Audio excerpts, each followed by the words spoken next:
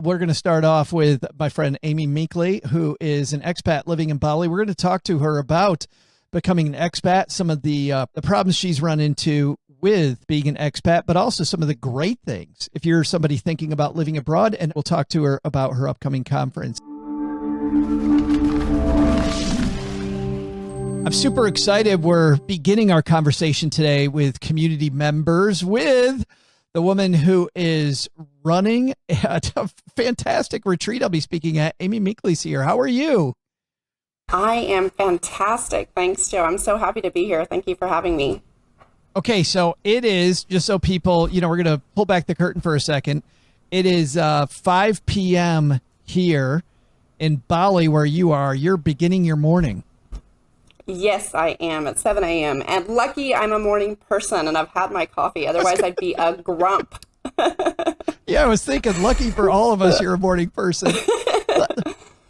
Let's talk about this. We talked about this once when you and I met at a campfire together, but I really want to dig in. I had an email just last week, Amy, from somebody who is contemplating becoming an expat about living abroad. Can you tell me how you initially decided that living outside the United States was for you? Yes, I grew up in a small town in Texas, and the dream was born when I was 12 years old. My sister, who's 9 years older than me, went abroad, and she was working in Taiwan, and then she lived in the UK for a while, and I used to get these letters back from her, and I was so intrigued. It was, before there was YouTube and before there was all these travel channels on Netflix, and I didn't really have this concept of Asia or living in Europe, and hearing from her set that dream in my mind, because there weren't a lot of people where I grew up at all, really no one traveling and living abroad. She went abroad to Turkey in her high school year. So she had that dream because she was a reader, and seeing her example lit that fire in me. And then when I finished university, I already had that dream. I wanted to go abroad. I applied to different teach abroad programs, and I considered Taiwan and Korea. I got a few offers there, but Japan is where I landed, and I'm so happy. I worked for the Japanese government, teaching in Japanese high schools, and it was so much fun. It changed my life. I thought I would go abroad for 1 or 2 years, and now it's been 20. So it just opened my eyes. That's what most people in that program do, right? They just stay for 2 or 3 years. Right, exactly. And I'm so close to my family, so that was part of it. I thought, 1 or 2 years, and then I'll be back, and I'll live in the U.S. for the rest of my life. But I'm able to work it where I come home frequently, and I still feel like I'm an active part of my family's life. But I love the whole world, and I've done a lot of traveling in other places too, but I absolutely love Asia. And this is where I started out and where I've been really all my 20 years, even though I've spent, half a year in South America and other places like that. Let's dive into this. What was easier than you thought that it would be? Because there's a lot of people that are thinking about this, Amy, but they get afraid. What was easier than you could have ever expected? I would say almost everything was easier than I expected. And it can vary a lot depending on where you go and what kind of program you're on. But the JET program, I was on a program with a lot of other teachers from all over the English-speaking world. So I met, I had wonderful Japanese friends, but I had friends from everywhere, which was beautiful. And because we all came at the same time, community was easier. And that's not always the case, because people sometimes move abroad and they're the only people in their community. Sure. And they have to kind of work their way in. But I was over the top joyful with the people that I got to know, and they're still my lifelong friends. I visit them every time I go to the U.S. I'm visiting my closest friends from that program from 20 years ago. So that would be one thing. And then the Japanese people are so warm and welcoming. Well, and I was going to say, before we even get on to Japanese people, and actually this kind of transitions into that, Amy, because it sounds like for people that are worried about this, do some homework first and make sure there's a decent expat community. Is that kind of what you're saying? Because you went into a program, but if somebody's not, look for that expat community. And then my follow-up would be, I think, where you're headed, which is if you do find a nice expat community, are you then kind of removed from the true quote culture because you're just surrounded by other English speakers and not people that are native to that land? Yeah, I think it's a balance for me personally. Some people do love to go to really remote places. And I have, I've traveled and been to East Timor and been really surrounded by only locals. And I love that. It's beautiful and it's wonderful to discover that culture. But I think if I lived in East Timor for a year or 6 months, I think there would be something where I was missing a cultural common connection and being able to sink deeper into topics, when we have a shared language. So I like a mix of, having local connections and local culture and also having, a great expat community. And I love what you bring up, Joe, about thinking about the expat community, because expat communities vary by country and by region. So some places you go and you find expats who are there to drink and party and they're very young. They might be in their early 20s, they're backpackers, they're hippies, that kind of places, those kind of places. Other places you may go and you may find expats who are in their late 60s. So, it's important to think about what kind of community do your listeners want to surround themselves with?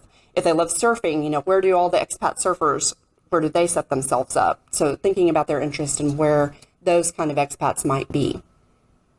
It's funny. My daughter is teaching English in France, and she's in this little town called Biarritz, which is near the Spanish border. It turns out, Amy, that is the French surfing capital, the surfing capital of France. But what's funny is because Americans don't go there. It's not the French part that's cool. That's the Mediterranean, right? That everybody wants to go to. So They don't know.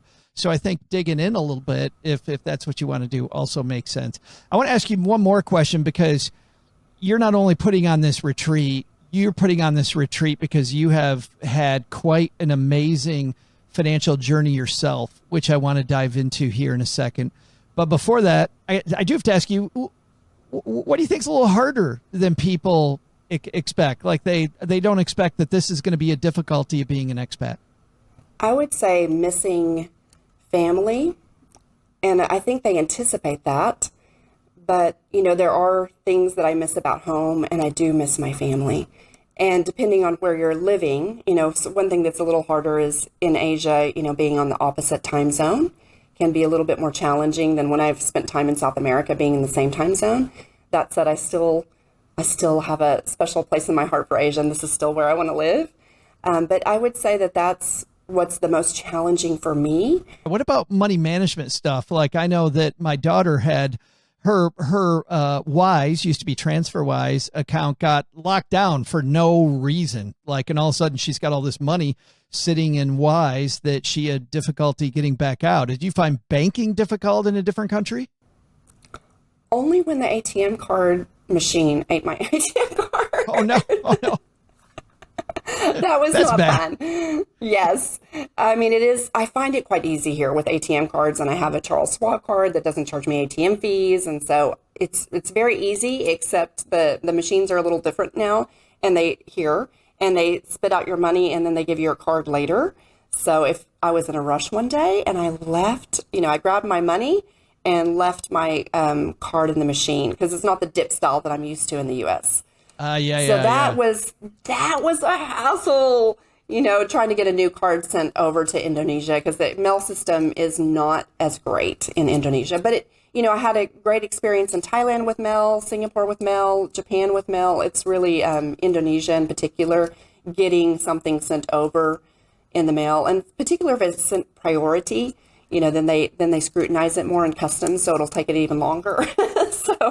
So it does vary country by country what may be harder. You're somebody who's been a very aggressive saver. When you were saving at your most aggressive, what was your savings rate? My best savings rate was in Thailand. I was saving $90,000 a year. $90,000 a year. Yes, which is most of my salary. I did have a little bit of side income coming in from a property loan, a JV agreement. So there was some side income coming in, and I was basically able to live on that. But because the school pays for housing fully, they pay for my trips home every year. And it was during the pandemic too. So that's part of it. Yeah, and it's tax free. You know, a lot of these countries, the first 2 years that you live there, you can jump through some loopholes, bureaucratic loopholes, and it's legal as long as you do these steps to live at least 2 years for free, tax free. So that made a huge difference. So a lot of the international schools really do, especially in Asia, give great packages with amazing benefits. How did you get from a normal savings rate up to saving that much money? I mean, I can hear with the pandemic, right? But there had to be these steps that you went through or things that you cut out or things that you went, that's just not important to me. How did you get there mentally? I've always been there mentally. Well, you've said, okay, well then let's go there, Amy, because you have said to me before, sometimes that's not a good thing, right? You're there mentally too much. Like there's a downside. Yeah, my father, when I was 12, my parents got a divorce, and my father left, and for a little period of time, he wasn't really involved, and he wasn't financially supportive for about 15 years. So that had a big impact on me. Suddenly we had money when I was a child, and then when I was 12, suddenly we didn't have money. And I saw my mom in this panic state of buying all these financial books and reading and going back to college because she was a stay-at-home mom when I was young. And so I really saw her going through this, and I was her support system during this time. And it imprinted me in unhealthy ways as well. So it had a lot of benefits as well. I saved for my first car, bought my first car, paid my way through undergrad and graduate school. And it was so beneficial. I'm very grateful for it. Taught me a lot, to pay my rent and my books and my tuition for school. And I graduated undergrad debt free. It took me 5 years, but I really learned how to budget at a young age. And I lived in the yuckiest apartments I could find near campus. So I was a natural saver and budgeter from that fear-based scarcity mindset that money can disappear at any moment. That's what I felt like I took away as a child. And so as soon as I got, working in Japan, I wasn't able to save that much, $5,000 a year. This is 20 years ago. But then once I went back to graduate school and I got in with the international schools, I was dead set on how much can I save. I didn't really know for what reason. I didn't know about the FIRE movement at that time, but it was more coming from this fear that it could disappear at any moment. So I need to save now and invest it. I'm wondering, because you talked about from a scarcity mindset, and I know that your retreat this year coming up, which I'm super excited about. I cannot wait to come visit you. I'm so excited, not just about experiencing the culture there, but I know some of the people that are going to be there. I know some of the speakers that are going to be there. It feels like I don't know, maybe this retreat's for you, Amy, because it just feels like it's all about abundance, right? Like we're going to be talking much more about abundance than scarcity. Talk about that for a minute, about really why you decided to create a retreat. Sure. Yeah. To give you a little bit of backstory to get to that question, I took 2 sabbatical years. So I had a job in India working, teaching kids who parents work at the UN and embassies and that kind of thing. And I was burned out. The international schools are amazing, but they do work me hard. And I worked hard. They didn't work me hard. I worked hard coming from from this old pattern of overworking. I didn't have a good balanced relationship. So I left to take 2 sabbatical years, and it was actually one that turned into 2. You know how that happens. But I was so blissfully happy in Bali, and I really saw a different life and a different possibility for my life here. And I met people, entrepreneurs and amazing people who have left corporate America and corporate Europe to come here. And I saw that, and I walked away from it because I was nervous, because I'd been spending money for 2 years and I hadn't earned anything. And I went back to international school teaching, and I went to Bangkok, and I was deeply unhappy because I went back into an old pattern of overworking. And even though the school was great and there was a lot of amazing things about the job, it no longer was a life that I wanted to live. And I didn't know how to balance it well and have weekends and have evenings free. I was always on my computer and always working. And so really this conference was born out of some sense of giving people hope, because in that dark night in Bangkok, where dark night of the soul, where I was really wrestling with some depression, I really wrestled with the scarcity, and I found the fire movement in that moment, and it felt like someone had thrown me a life raft. Suddenly I could see new possibilities for my life, and I knew what that life looked like, because I had already lived it in Bali, and I already loved that life, but I still had that fear and scarcity that drove me back to the job and drove me back to working. And suddenly I figured out, okay, if I know the principles and I understand, how much money I actually need to retire and how much money I need to live on, and I know what it costs me to live in Bali, suddenly I realized I'm better off than I think. I don't need $5 million, which was my belief before. So really, fire saved me. Learning these principles and gaining the financial literacy saved me. And I was also stuck in the pandemic in Bangkok and wanting to create community in Asia and on this side of the world, because this is my home, this is where I've lived. And hearing about all these conferences, I would jog around the lake where I lived in, northern Bangkok, and just in periods of frustration and feeling like, how can I be around people who are like-minded? And as soon as I quit that job, I went back to the U.S. and I attended 6 fire conferences in 9 months. So I was on a path, and I was so moved by the community. People are so warm-hearted. People got on my spreadsheet with me. They looked at my numbers. They logged into Vanguard. They looked at my asset allocations. People are so giving and, talking with me about my wound around money. And I felt like I got so much from that community.